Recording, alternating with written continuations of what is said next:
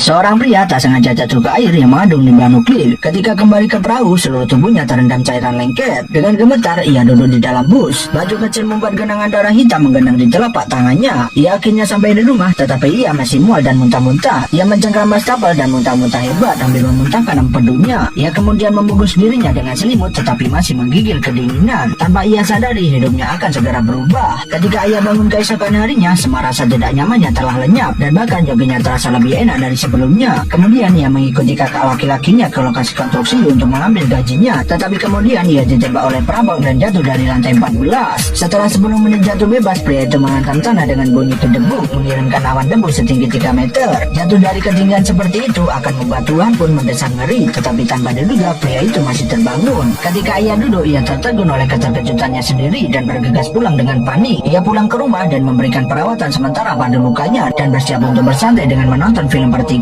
Namun suara bising dari tetangganya membuatnya kesal, jadi ia berdiri dan meninju pintu baja dengan suara dentuman keras. Tanpa diduga, pukulan itu menembus pintu sejauh 10 cm.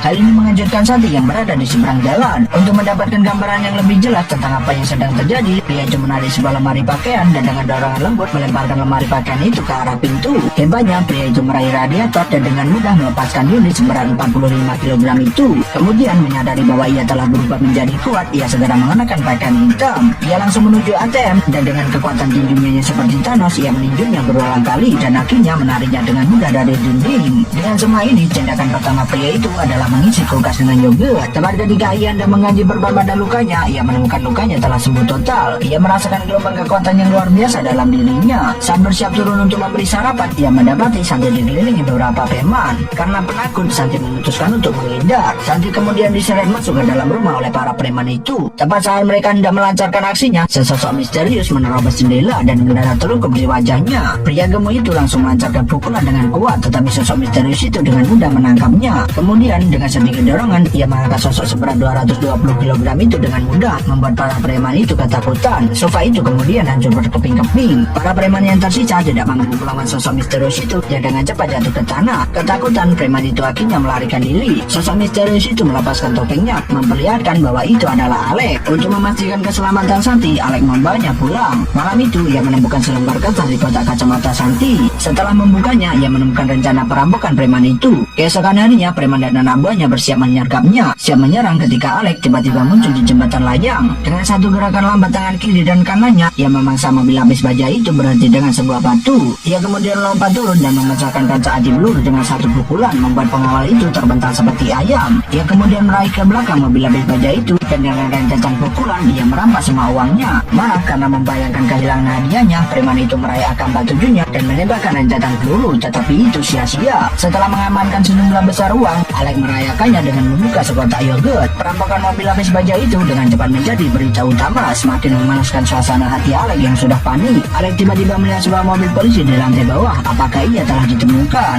Saat membuka pintu, ia mendapati polisi baru saja memulangkan Santi yang memiliki masalah kesehatan mental. Keesokan harinya, Alex mengajak Santi berbelanja pakaian, tetapi mereka tiba-tiba bertengkar. Dengan marah, Santi naik kereta untuk pergi, tetapi ketika masinis menginjak pedal gas, kereta itu tidak mau bergerak. Percikan api berterbangan dari roda kereta. Ternyata Alex telah mengangkat bagian belakang kereta itu.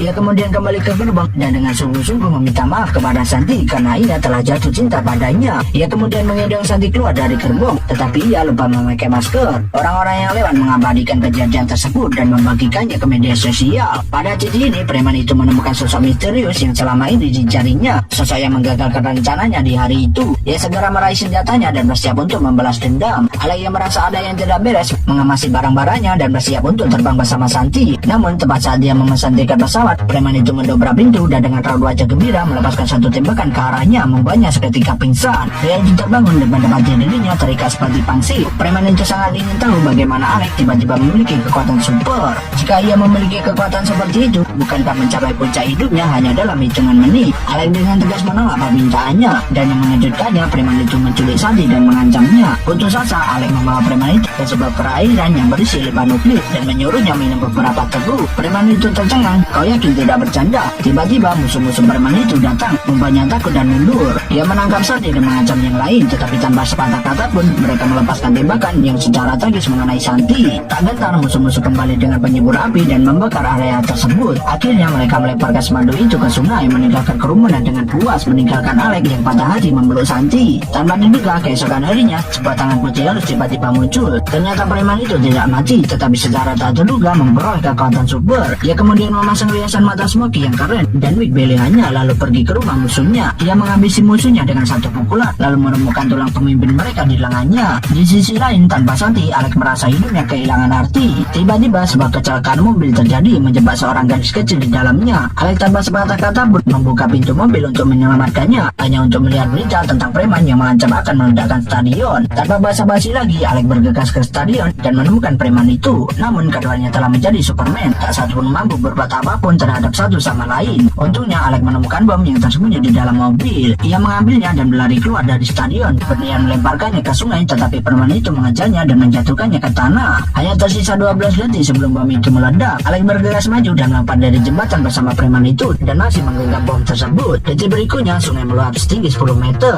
Preman itu tewas dengan mengenaskan, sementara Alex berkat perannya sebagai protagonis selamat. Kini setelah mencapai penjarahan, ia mengenakan helm Superman dan bertekad untuk melindungi kota.